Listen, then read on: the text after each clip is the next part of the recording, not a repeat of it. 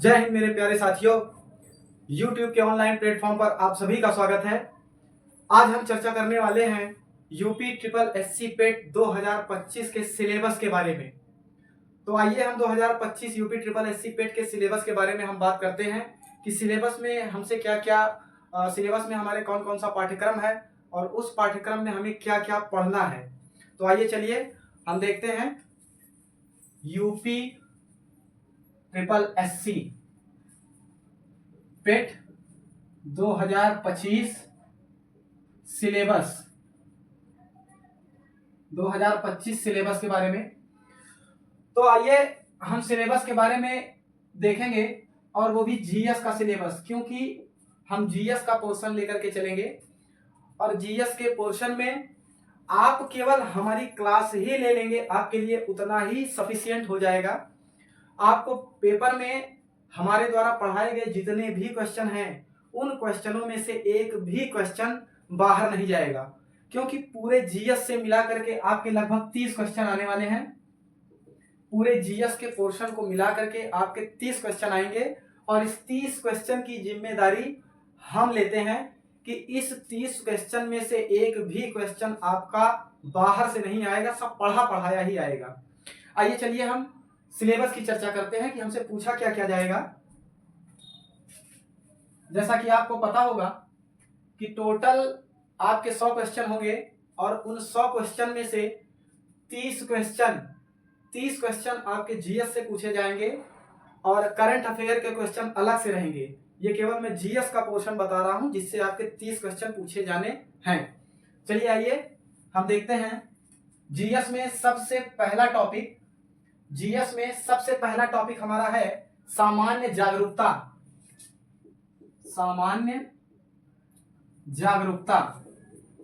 अब इस सामान्य जागरूकता में हमसे कहां से क्वेश्चन पूछते हैं, तो आइए हम उसकी चर्चा करते हैं।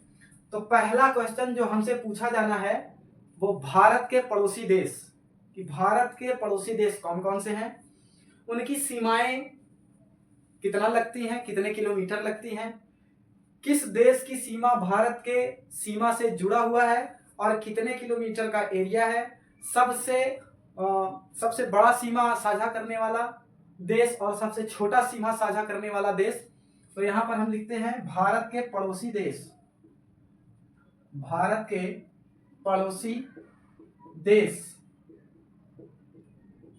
दूसरा है आपका देश और इसकी राजधानी और इस देश की मुद्रा। जैसा कि आपको पता होगा कि हर देश में अलग अलग मुद्राएं प्रचलित हैं, तो उन मुद्राओं को लेकर के हम यहां पर चर्चा करेंगे। और तीसरा हमारा है भारत के राज्य तथा केंद्र शासित प्रदेश। भारत के राज्य तथा केंद्र शासित प्रदेश। तो आप लोग कमेंट में बताइएगा कि भारत के कितने केंद्र शासित प्रदेश हैं और भारत के कितने राज्य हैं, आप लोग ये कमेंट में करके बताइएगा। और चौथा टॉपिक हमारा है भारतीय संसद।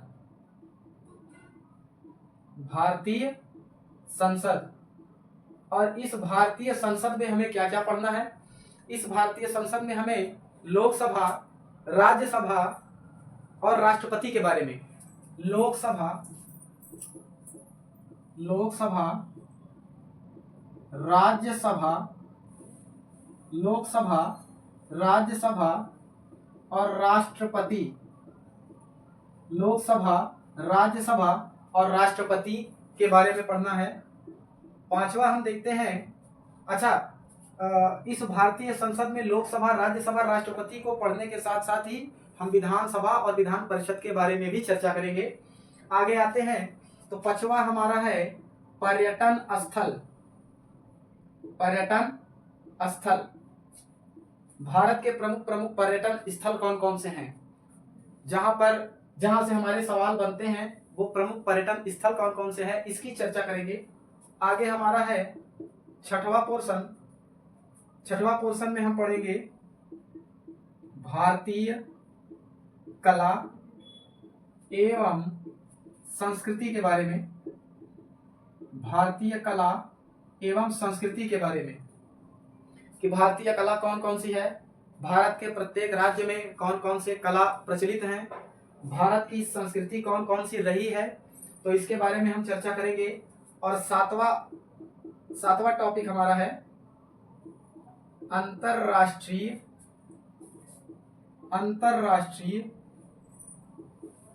और राष्ट्रीय दिवस। अंतरराष्ट्रीय और राष्ट्रीय दिवस, इसके बारे में चर्चा करेंगे। अंतरराष्ट्रीय दिवस और राष्ट्रीय दिवस के बारे में चर्चा करेंगे। अगला हमारा आठवां टॉपिक है अनुसंधान एवं संगठन। अनुसंधान एवं संगठन, बहुत से अनुसंधान और संगठनों के बारे में क्वेश्चन हमेशा से आते रहे हैं। जैसे एग्जाम्पल इसरो, DRDO, इन सब का मुख्यालय कहाँ है, इन सब का उद्देश्य क्या है, इसके बारे में चर्चा करेंगे। और अनुसंधान, काफ़ी सारे अनुसंधान जो हमारे भारत में काफ़ी सारे अनुसंधान जो किए जाते हैं उसके बारे में हम चर्चा करेंगे।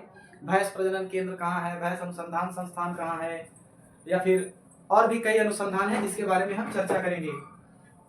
तो इसको आप हमारे साथ लिखते भी जाइएगा। इसको मैं इरेज करता हूं ताकि इसके आगे आप लोगों को जानकारी दे सकूं।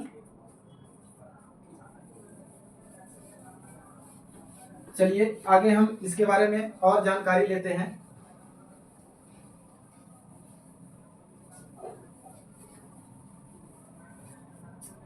आगे हमारा नौवां टॉपिक प्रसिद्ध पुस्तकें एवं उनके लेखक।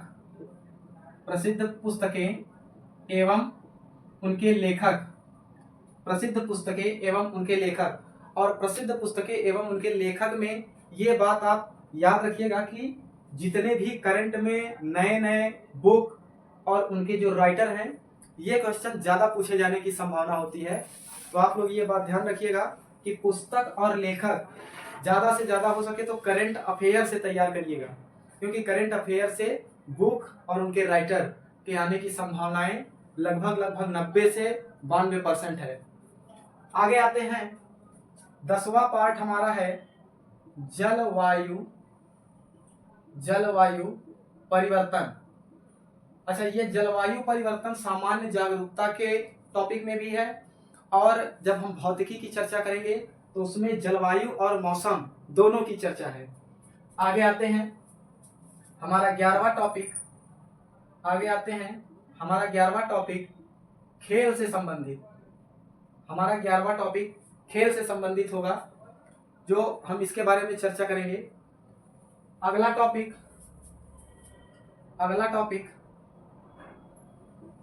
12 नंबर, अगला टॉपिक हमारा है पुरस्कार एवं विजेता।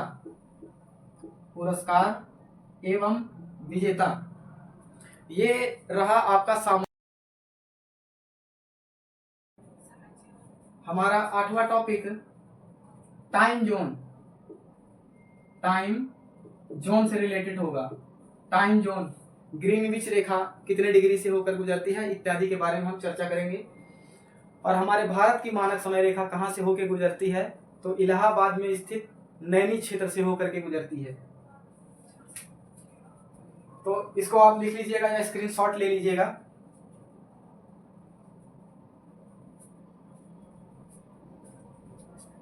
तो हमारा हो गया नदियां एवं नदियों की घाटी, भूजल संसाधन, पर्वत पहाड़ियां एवं हिमनद, मरुस्थल एवं शुष्क क्षेत्र, खनिज संसाधन, विश्व एवं भारत का राजनीतिक भूगोल, जलवायु एवं मौसम और टाइम जोन। एक टॉपिक और इसमें है जिसको हम प्रवास के नाम से जानते हैं। प्रवास मतलब आवास, आप कहाँ रहते हैं? घर में रहते हैं। तो ऐसे तरह तरह के आवास भी हैं, जैसे इग्लू, इग्लू हो गया, इग्लू एस्किमो जनजाति इग्लू में निवास करती है।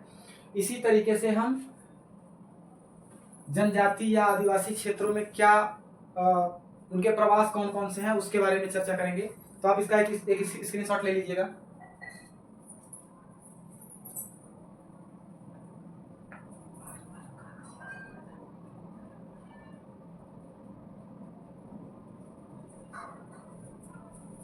चलिए इसके आगे हम चर्चा करते हैं। इसके आगे की हम चर्चा करते हैं।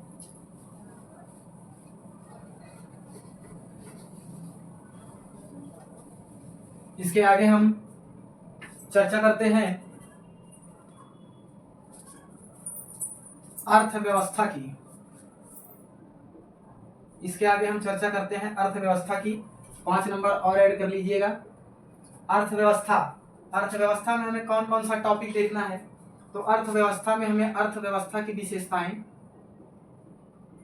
अर्थविशेषता की विशेषताएं।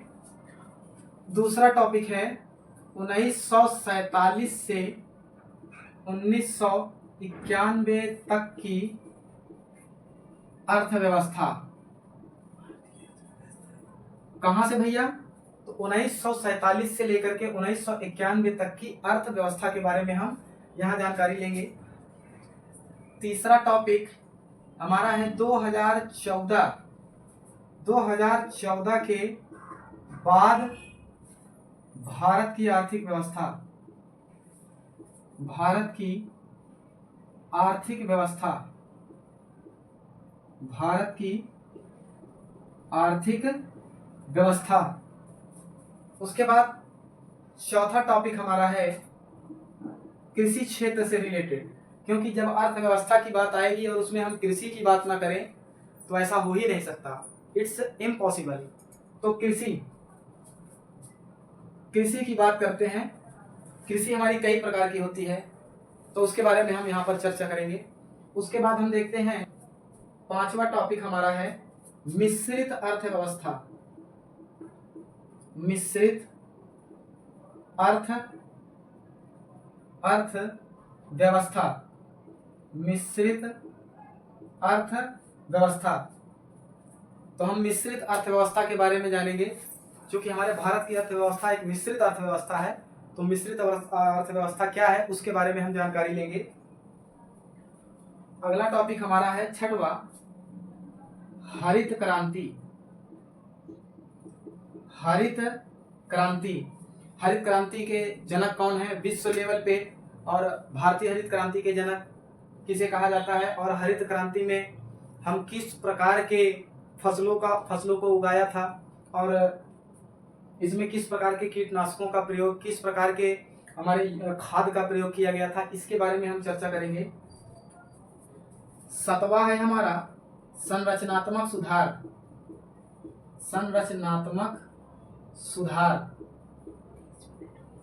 संरचनात्मक सुधार।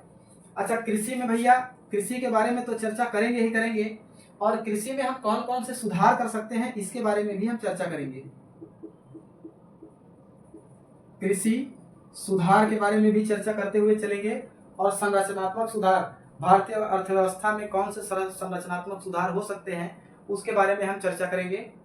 7 टॉपिक हो गए। आप इसको लिखते हुए चलिएगा या स्क्रीनशॉट एक बार कर लीजिएगा इसको, ताकि हम इरेज करके हम आगे बढ़ सकें।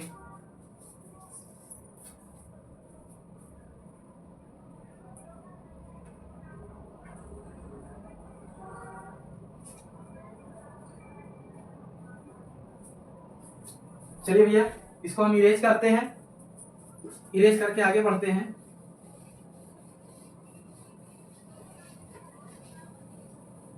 अगला टॉपिक हमारा कौन सा रहेगा?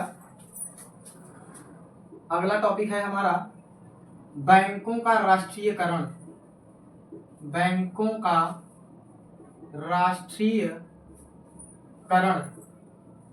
बैंकों का राष्ट्रीयकरण। उसके बाद हमारा अगला टॉपिक है, अगला टॉपिक है श्रम सुधार, अगला टॉपिक है श्रम सुधार। उसके बाद हमारा अगला टॉपिक जीएसटी, जीएसटी, जीएसटी के बारे में चर्चा करेंगे। एसजीएसटी क्या है, यूटीजीएसटी क्या है, एसजीएसटी क्या है, सीजीएसटी क्या है, आईजीएसटी क्या है, इसके बारे में हम चर्चा करेंगे। उसके बाद हम लास्ट में चर्चा करेंगे आर्थिक सुधार, आर्थिक सुधार की चर्चा करेंगे। तो यह हमारा अर्थव्यवस्था से रिलेटेड था, इसको भी आप नोट डाउन कर लीजिएगा।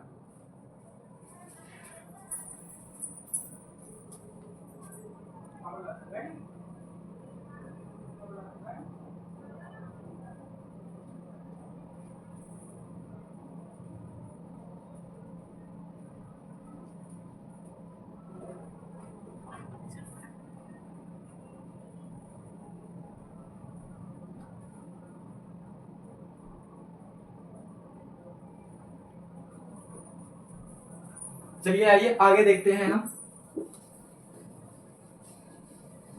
आगे हम इसमें 5 नंबर और ऐड करते हैं। आगे इसमें हम 5 नंबर और ऐड करते हैं और देखते हैं आगे हमें क्या पढ़ना है। तो आगे हम देखते हैं भारतीय संविधान, भारतीय संविधान, भारतीय संविधान की चर्चा करेंगे। टोटल हमारे यहाँ कितने नंबर हो गए? 5 5 5 5 5, यानी 25 नंबर हमारे हो गए। अभी ये लास्ट वाला 5 हम लेकर के चल रहे हैं भारतीय संविधान।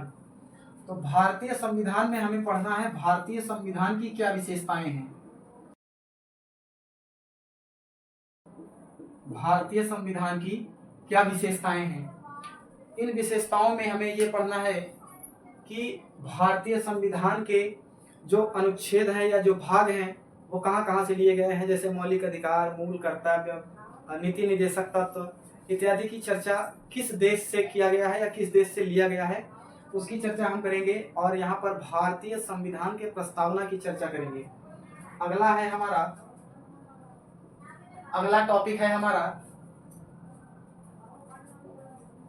अगला टॉपिक भारतीय संविधान से रिलेटेड राज्य के नीति निदेशक, राज्य के नीति निदेशक तत्व। अब बात करते हैं राज्य के नीति निदेशक तत्व की चर्चा। अनुच्छेद कहां से की गई है? ये भाग 4 है। ये भाग कौन सा है? तो भाग 4, भाग 4 यानी संविधान के भाग 4 में राज्य के नीति निदेशक की तत्व की चर्चा है, जिसको हम शॉर्टकट में डीपीएसपी के नाम से भी जानते हैं। किसके नाम से जानते हैं? डीपीएसपी के नाम से जानते हैं। और तीसरा पार्ट है हमारा मूल अधिकार, मूल अधिकार एवं कर्तव्य। अगला टॉपिक कौन है हमारा? मूल अधिकार एवं कर्तव्य।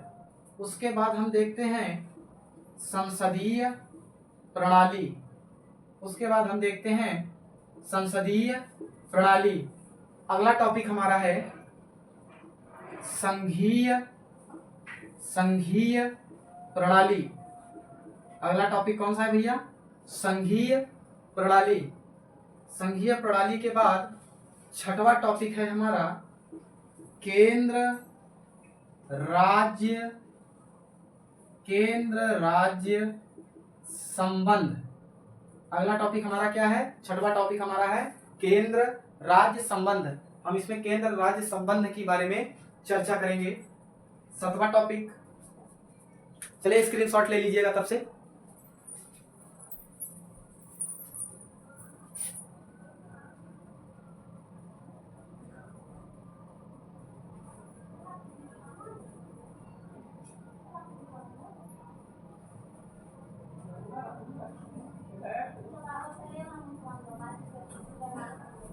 चलिए हम आगे देखते हैं।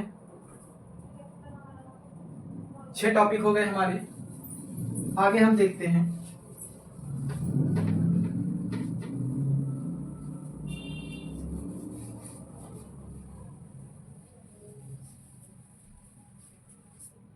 आगे हम देखेंगे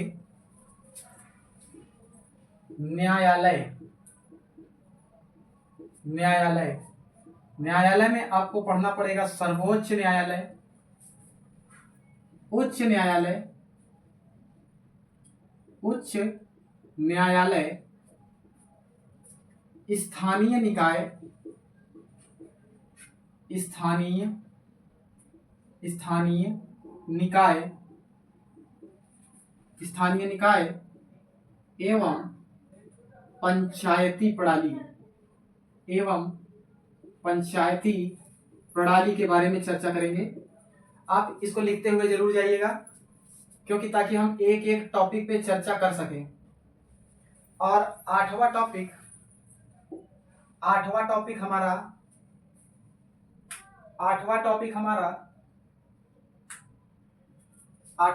हमारा संघ और राज्य, संघ और राज्य। तो हम भारतीय संविधान में इन 8 टॉपिकों की चर्चा करते हुए चलेंगे। चलिए, यहां तक हमारा 25 नंबर का कंप्लीट हो गया।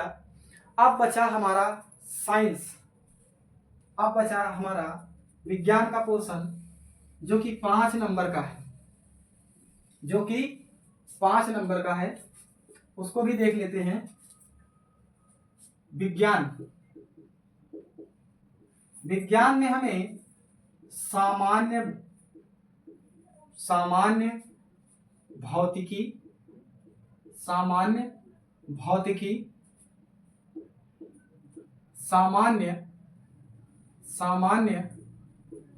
रसायन विज्ञान, और तीसरा हमारा सामान्य जीव विज्ञान। इन तीनों टॉपिकों को मिला करके 5 क्वेश्चन आने हैं। और इसी में से आपको पर्यावरण से भी रिलेटेड 1 से 2 क्वेश्चन आपको देखने को मिल जाएगा। चाहे आपका पर्यावरण ये विज्ञान से रिलेटेड हो, चाहे पर्यावरण आपका सामान्य जागरूकता से रिलेटेड हो। कुल मिलाकर के हमारे यहाँ कितने प्रश्न हो गए? 5 5 5 5 5 5 5 6 30 क्वेश्चन हो गए। यानी इतने टॉपिक से आपके 30 क्वेश्चन कवर कराने की जिम्मेदारी हमारी है, जो कि आपके क्वेश्चन पेपर से कहीं से भी बाहर से क्वेश्चन नहीं आएगा। जितना मैं पढ़ाऊंगा केवल आप उतना बस फोकस करके पढ़िएगा, और जितना भी मुझे पढ़ाना है वो आपको एकदम डीपली नॉलेज लेकर के नहीं पढ़ना है। जितना यूपी ट्रिपल एससी पेट में पूछा जाता है केवल उतना ही हम पढ़ेंगे और उसके बारे में हम चर्चा करेंगे। चलिए, तो आज के लिए इतना ही। अब हम नेक्स्ट क्लास में एक एक टॉपिक के ऊपर चर्चा करते हुए चलेंगे। अगर आपको वीडियो अच्छी लगी हो तो लाइक और सब्सक्राइब करिएगा। इससे हमारा भी हौसला बढ़ता है, पढ़ने का जुनून जागता है, और हमें भी लगता है कि हमें जब हमारे बच्चे मेहनत कर सकते हैं तो हम भी मेहनत क्यों नहीं कर सकते। हम अच्छा से अच्छा प्रयास करने की कोशिश करेंगे आपके लिए। जहां तक संभव हो सकेगा वहां तक आपके लिए खड़े रहेंगे। और ये मैं आपको विश्वास दिलाता हूं कि मेरे पढ़ाए हुए सिलेबस में से आपके क्वेश्चन बाहर से नहीं आएंगे, इतना मैं आपको विश्वास दिलाता हूं। क्योंकि जब पहला यूपी ट्रिपल एससी पेट का पेपर हुआ था तो उस समय ये नया पेट का पेपर रिलीज हुआ था। उसमें भी हमने कोचिंग पढ़ाया। तब मैं कहीं और पढ़ाता था, सुल्तानपुर में किसी कोचिंग में पढ़ाता था, नाम नहीं लूंगा। वहां पे मैं पढ़ाता था। तो उस समय नया तजुर्बा और नया आपका ये यूपी ट्रिपल एससी पेट का पेपर था, जिसका नया सिलेबस भी आया हुआ था। तो उसमें अब हर चीज जब नया था, उसमें भी लगभग हमने 17 क्वेश्चन फंसाने की कोशिश की थी और 17 क्वेश्चन फंसे भी थे। हमारा पढ़ाए हुए क्वेश्चनों में से 17 क्वेश्चन फंसे हुए थे। तो अब लगभग इतने साल हो गए, तो अब मैं उम्मीद करता हूं कि हम 30 के 30 क्वेश्चन यहीं से फंसाने का प्रयास करेंगे। तो चलिए, आज के लिए इतना ही। आप सभी को जय हिंद।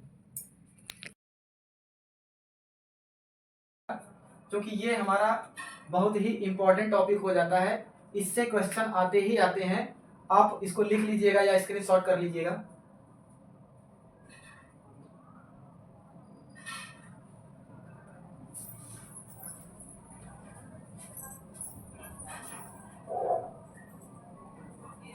चलिए आगे हम चर्चा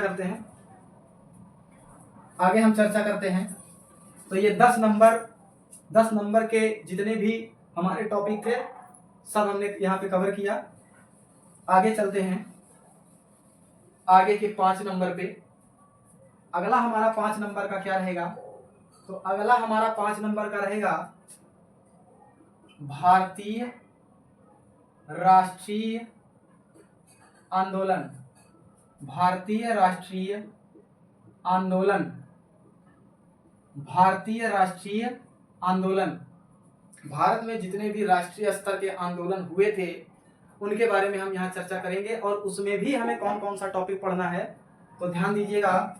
उसमें हमें टॉपिक पढ़ना है, सबसे पहला तो इम्पोर्टेंट हो जाते हैं महात्मा गांधी। महात्मा गांधी के द्वारा आंदोलन। महात्मा गांधी के द्वारा आंदोलन। अब महात्मा गांधी ने कौन कौन से आंदोलन किए थे? जैसे आपका असहयोग आंदोलन, सविनय अवज्ञा आंदोलन, भारत छोड़ो आंदोलन, अहमदाबाद मिल मजदूर आंदोलन, खेड़ा सत्याग्रह, चंपारण सत्याग्रह इत्यादि के बारे में हम यहाँ पर चर्चा करेंगे। और इसी के साथ दूसरा टॉपिक हमारा होता है क्रांतिकारी आंदोलन। कौन सा आंदोलन? क्रांतिकारी आंदोलन। क्रांतिकारी आंदोलन। जैसा कि आप सबको पता होगा कि महात्मा गांधी के द्वारा जितने भी आंदोलन चलाए गए थे वो भैया कैसे थे? अहिंसा। कैसे थे? अहिंसात्मक थे। और जब क्रांतिकारी आंदोलन की बात करते हैं तो ये कैसे थे? तो ये हिंसात्मक थे। हिंसात्मक। गांधी जी का क्या कहना था कि कोई एक गाल पे थप्पड़ मारे तो दूसरा गाल आगे करो। वहीं पर क्रांतिकारी आंदोलन में जो हिंसात्मक, जो क्रांतिकारी आंदोलन में जो भाग लेने वाले थे वो हिंसात्मक थे। वो क्या बोलते थे कि कोई एक गाल में थप्पड़ मारे तो पटक के चढ़ बैठो। तो अगला टॉपिक, तो पहला टॉपिक हमारा है महात्मा गांधी के द्वारा आंदोलन, और दूसरा टॉपिक है क्रांतिकारी आंदोलन, और तीसरा टॉपिक हम देखेंगे सुभाष चंद्र बोस। सुभाष चंद्र बोस। सुभाष चंद्र बोस के बारे में जानेंगे क्योंकि इन्होंने भी हमारे आज़ादी में महत्वपूर्ण भूमिका निभाई है। हमारे आज़ादी के राष्ट्रीय आंदोलन में इन्होंने भाग लिया और काफ़ी बढ़ चढ़ के भाग लिया। और आज़ाद हिंद फौज, सुभाष चंद्र बोस, इस टॉपिक में हमें आज़ाद हिंद फौज, आज़ाद हिंद फौज के बारे में पढ़ना है। आज़ाद हिंद फौज और सुभाष चंद्र के जीवन के बारे में ऐसे टॉपिक पढ़ना है जो कि पेपर के लिए इंपॉर्टेंट है। चौथा हमारा क्या रहेगा भैया? चौथा हमारा रहेगा भारतीय महत्वपूर्ण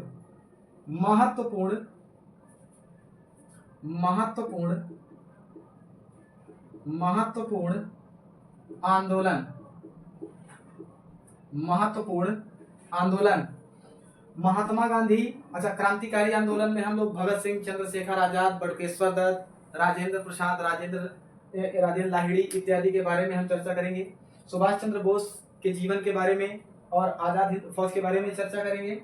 और चौथा टॉपिक हमारा महत्वपूर्ण आंदोलन है। इसके अलावा, इन तीनों के अलावा जो अन्य महत्वपूर्ण आंदोलन थे उसके बारे में चर्चा करेंगे।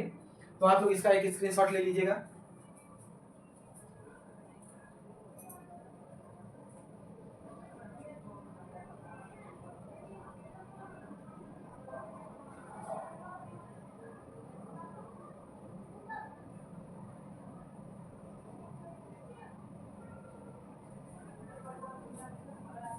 ठीक है भैया, आगे चलते हैं।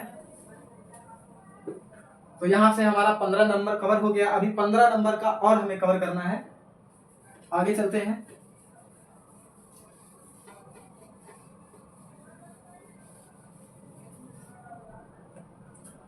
अगला सब्जेक्ट देखते हैं भूगोल।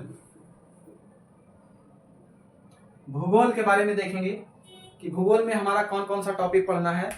तो भूगोल में हमारा जो टॉपिक है सबसे पहला टॉपिक विश्व एवं भारतीय भूगोल। विश्व एवं भारतीय भूगोल। अच्छा, विश्व एवं भारतीय भूगोल के अंदर हमें क्या पढ़ना है? तो इसमें हमें पढ़ना है नदियां एवं नदियों की घाटी। नदियां एवं नदियों की घाटी। तो पहला टॉपिक विश्व एवं भारतीय भूगोल में हमें पहला टॉपिक क्या पढ़ना है? नदियां एवं नदियों की घाटी। दूसरा हम देखते हैं भू जल संसाधन। भूजल संसाधन। भू मतलब भूमि, जल मतलब पानी, संसाधन यानी भूमि से जल निकालने के कौन कौन से संसाधन है उसके बारे में पढ़ेंगे। फिर आते हैं तीसरा टॉपिक हम पढ़ेंगे पर्वत पहाड़ियां एवं हिमनद। पर्वत पहाड़ियां एवं हिमनद। भैया देखिएगा, पर्वत और पहाड़ी में बहुत माइन्यूट सा अंतर होता है। पर्वत, पहाड़ी और पठार में, इन तीनों को जब हम चर्चा करेंगे तो पूरा डिटेल से चर्चा करेंगे। अभी केवल सिलेबस पर फोकस कर रहा हूं। चौथा है आपका मरुस्थल। चौथा आपका टॉपिक है मरुस्थल एवं शुष्क क्षेत्र। मरुस्थल एवं शुष्क क्षेत्र। मरुस्थल एवं शुष्क क्षेत्र। शुष्क क्षेत्र का मतलब ड्राई एरिया। जो ड्राई एरिया हमारे भारत के अंदर है या विश्व के अंदर है, उनके बारे में हमें पढ़ना है। पांचवा टॉपिक हमारा है खनिज संसाधन। खनिज संसाधन। हमारे भारत में या विश्व में खनिज संसाधन कौन कौन से हैं? जैसे कोयला हो गया, पेट्रोलियम हो गया, लोहा हो गया, तांबा हो गया, इत्यादि के बारे में हम यहाँ चर्चा करेंगे। अगला हम यहाँ पे लिखे देते हैं छठवां टॉपिक। इसको आप लिखते भी जाइएगा या तो फिर आप लास्ट में स्क्रीनशॉट कर लीजिएगा। छठवां टॉपिक हमारा है विश्व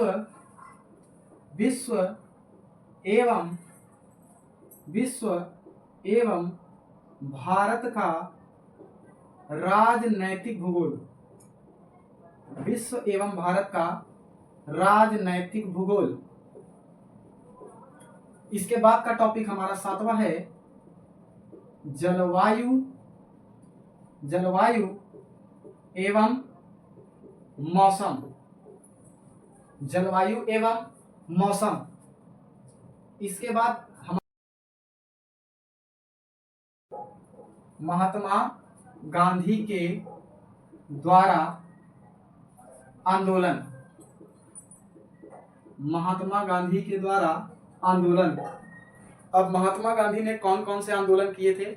जैसे आपका असहयोग आंदोलन, सविनय अवज्ञा आंदोलन, भारत छोड़ो आंदोलन, अहमदाबाद मिल मजदूर आंदोलन, खेड़ा सत्याग्रह, चंपारण सत्याग्रह इत्यादि के बारे में हम यहाँ पर चर्चा करेंगे। और इसी के साथ दूसरा टॉपिक हमारा होता है क्रांतिकारी आंदोलन। कौन सा आंदोलन? क्रांतिकारी आंदोलन। क्रांतिकारी आंदोलन। जैसा कि आप सबको पता होगा कि महात्मा गांधी के द्वारा जितने भी आंदोलन चलाए गए थे वो भैया कैसे थे? अहिंसा। कैसे थे? अहिंसात्मक थे। और जब क्रांतिकारी आंदोलन की बात करते हैं तो ये कैसे थे? तो ये हिंसात्मक थे। हिंसात्मक। गांधी जी का क्या कहना था कि कोई एक गाल पे थप्पड़ मारे तो दूसरा गाल आगे करो। वहीं पर क्रांतिकारी आंदोलन में जो क्रांतिकारी आंदोलन में जो भाग लेने वाले थे वो हिंसात्मक थे। वो क्या बोलते थे कि कोई एक गाल में थप्पड़ मारे तो पटक के चढ़ बैठो। तो अगला टॉपिक, तो पहला टॉपिक हमारा है महात्मा गांधी के द्वारा आंदोलन और दूसरा टॉपिक है क्रांतिकारी आंदोलन और तीसरा टॉपिक हम देखेंगे सुभाष चंद्र बोस। सुभाष चंद्र बोस। सुभाष चंद्र बोस के बारे में जानेंगे क्योंकि इन्होंने भी हमारे आज़ादी में महत्वपूर्ण भूमिका निभाई है। हमारे आज़ादी के राष्ट्रीय आंदोलन में इन्होंने भाग लिया और काफ़ी बढ़ चढ़ के भाग लिया। और आज़ाद हिंद फौज, सुभाष चंद्र बोस, इस टॉपिक में हमें आज़ाद हिंद फौज, आज़ाद हिंद फौज के बारे में पढ़ना है। आज़ाद हिंद फौज और सुभाष चंद्र के जीवन के बारे में ऐसे टॉपिक पढ़ना है जो कि पेपर के लिए इंपॉर्टेंट है। चौथा हमारा क्या रहेगा भैया? चौथा हमारा रहेगा भारतीय महत्वपूर्ण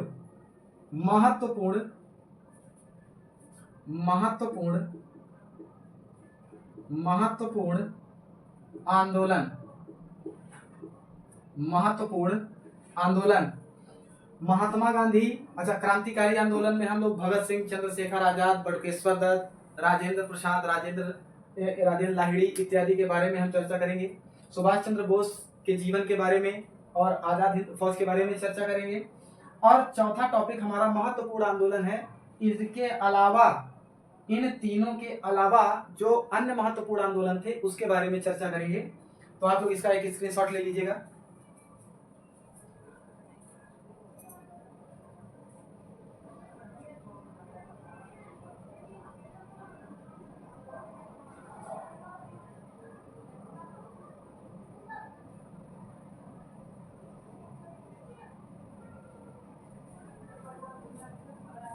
ठीक है भैया, आगे चलते हैं। तो यहां से हमारा 15 नंबर कवर हो गया। अभी 15 नंबर का और हमें कवर करना है। आगे चलते हैं।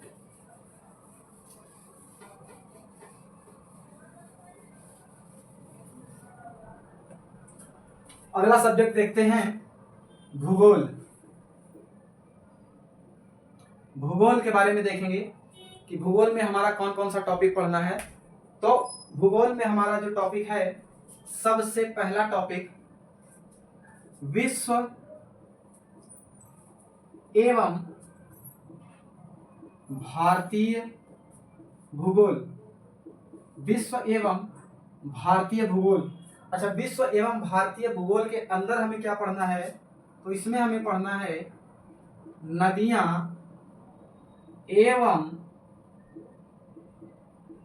नदियों की घाटी।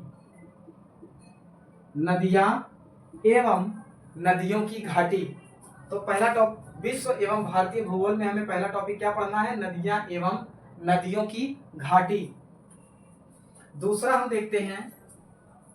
देखते हैं भूजल संसाधन। भूजल संसाधन, भू मतलब भूमि, जल मतलब पानी, संसाधन यानी भूमि से जल निकालने के कौन कौन से संसाधन है उसके बारे में पढ़ेंगे। फिर आते हैं तीसरा टॉपिक हम पढ़ेंगे पर्वत पहाड़ियां एवं हिमनद। पर्वत, पहाड़ियां एवं हिमनद। भैया देखिएगा, पर्वत और पहाड़ी में बहुत माइन्यूट सा अंतर होता है। पर्वत, पहाड़ी और पठार में, इन तीनों को जब हम चर्चा करेंगे तो पूरा डिटेल से चर्चा करेंगे। अभी केवल सिलेबस पर फोकस कर रहा हूं। चौथा है आपका मरुस्थल। चौथा आपका टॉपिक है मरुस्थल एवं शुष्क क्षेत्र। मरुस्थल एवं शुष्क क्षेत्र। मरुस्थल एवं शुष्क क्षेत्र। शुष्क क्षेत्र का मतलब ड्राई एरिया। जो ड्राई एरिया हमारे भारत के अंदर है या विश्व के अंदर है, उनके बारे में हमें पढ़ना है। पांचवा टॉपिक हमारा है खनिज संसाधन। खनिज संसाधन, हमारे भारत में या विश्व में खनिज संसाधन कौन कौन से हैं? जैसे कोयला हो गया, पेट्रोलियम हो गया, लोहा हो गया, तांबा हो गया, इत्यादि के बारे में हम यहाँ चर्चा करेंगे। अगला हम यहाँ पे लिखे देते हैं छठवां टॉपिक। इसको आप लिखते भी जाइएगा या तो फिर आप लास्ट में स्क्रीनशॉट कर लीजिएगा।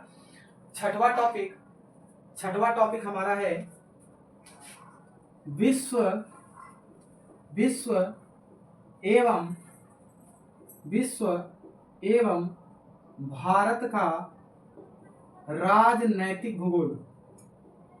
विश्व एवं भारत का राजनैतिक भूगोल।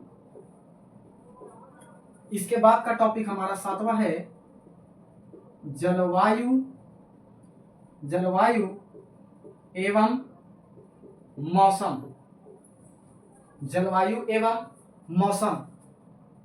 इसके बाद हमारा 8वां topic time zone. Time zone से रिलेटेड होगा। टाइम जोन, ग्रीनविच रेखा कितने डिग्री से होकर गुजरती है इत्यादि के बारे में हम चर्चा करेंगे। और हमारे भारत की मानक समय रेखा कहाँ से होकर गुजरती है, तो इलाहाबाद में स्थित नैनी क्षेत्र से होकर के गुजरती है। तो इसको आप लिख लीजिएगा या स्क्रीनशॉट ले लीजिएगा।